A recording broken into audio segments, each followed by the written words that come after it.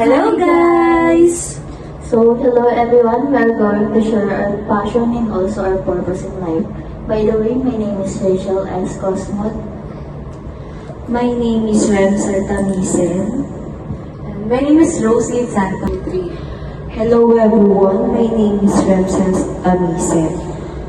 Para sa akin, ang passion ay makikita sa mga bagay na bibigay sigla at kasiyahan sa akin. Isa sa pinakamalaking passion ko ay ang pagluluto. Dahil tuwing ginagawa ko ito ay nagiging comfort ko siya and nawawala yung stress ko. And pakiramdam ko buo yung pagkatao ko. So, halimbawa nito is tuwing nagla-laboratory tayo. Kasi, every time na nagluluto tayo doon, parang mas nakikita ko, mas nakikilala ko yung sarili ko, kung ano yung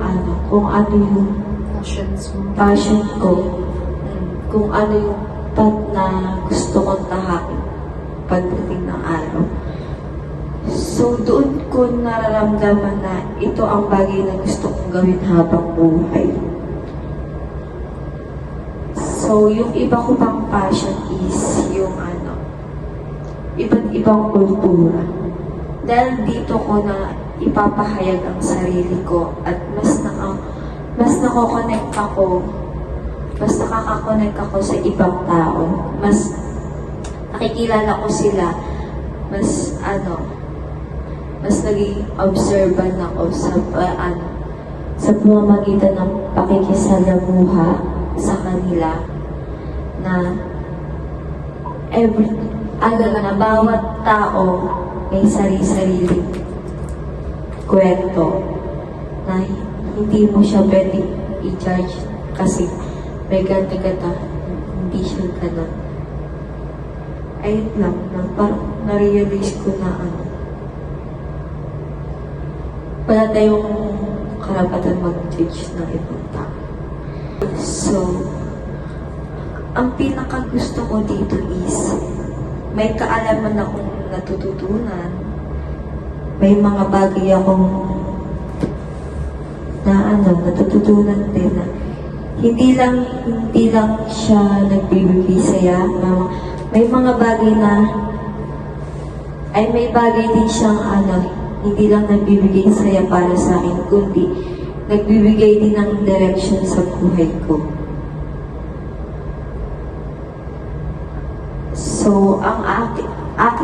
So, yung aking namang pinahalagan at personal na mission is napagtanto ko na ang tunay na bumubuo sa isang tao ay ang kanyang mga pinapahalagan sa buhay. So, narito ang aking tatlong pinangahawakan or pinahahalagahan. First is growth. I believe in constantly improving myself, learning from my mistakes, and always looking for ways to do better. Second is compassion. Caring about others is at the heart of everything I do. I try to put myself in other people's shoes and support them whether I can. Third is integrity. Being honest and doing the right things, especially when it's hard, is something I take seriously. So this value helped me make decisions in my life. Next is my long-term goal. Looking forward, one of my biggest goals in the next 5 or 10 years is open my own hotel or restaurant, become a respected hotel manager, travel the world and work in hospitality with a non-profit. This goal mattered to me because it combined my love for passion and my desire to live out my value. To get there, I plan to finish my degree in hospitality management gain experience through internship and part-time job, learn from mentor and leader in the field, and keep growing up both professionally and personally. So this video, I want to be more than a project. I want it to reflect who I really am.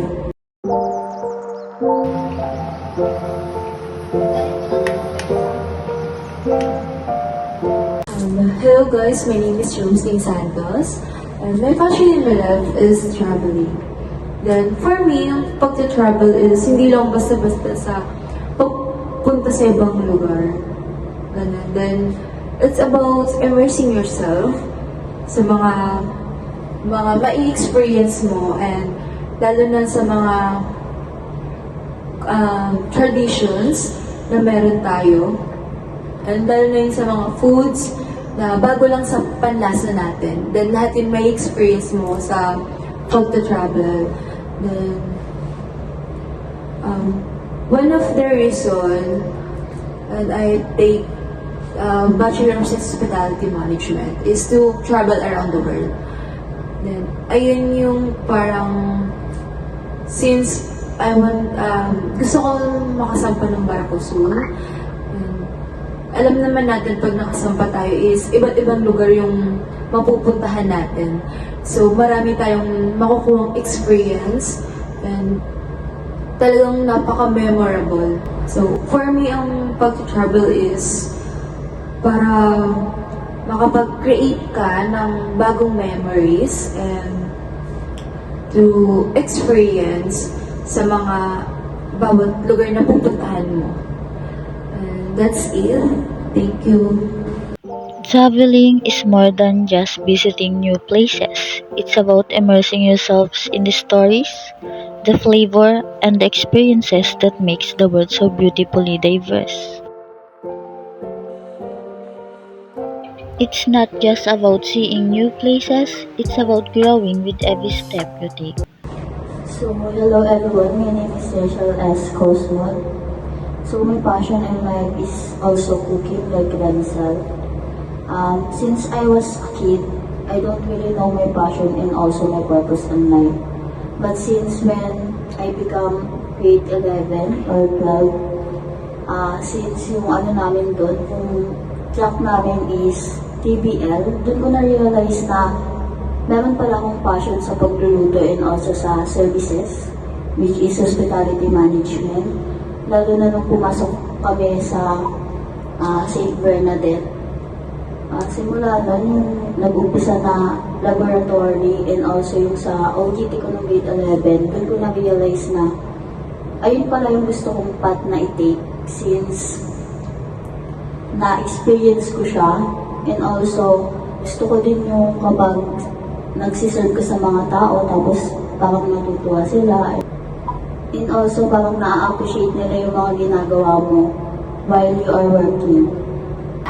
Question is, after 5 to 10 years from now, ano na yung nakikita mo sa ring or ano na yung katayuan mo after 5 years from now? Maybe siguro after 5 years or 10 years, siguro kung wala pa akong sariling restaurant, siguro nasa cruise ship ako, nag-work sa hospitality management, siguro waiter or kaya chef. I can also do housekeeping since I have NC2. In the kitchen, you are an artist, blending flavors and spices with the same care you put into every moment. Cooking is not just about preparing food, it's about creating something that brings people together. For me, food is a way to share love, to show care, and to connect with others in a way words sometimes can. As I plate the meal, I think about the future, about the restaurant I dream of opening, a place where food like my passion brings comfort, joy, and connection. This is more than just a hobby. This is my path, and with every dish, I feel like moving closer to the future I want to build. Your passion is the spark that can light up your world. Don't let fear hold you back. Step out of your comfort zone and embrace what excited you. Whatever it is, whether it's dancing, cooking, or traveling, keep pushing forward and also follow your heart and make it happen. The world is waiting for you, so go ahead, chase your dreams. Bye!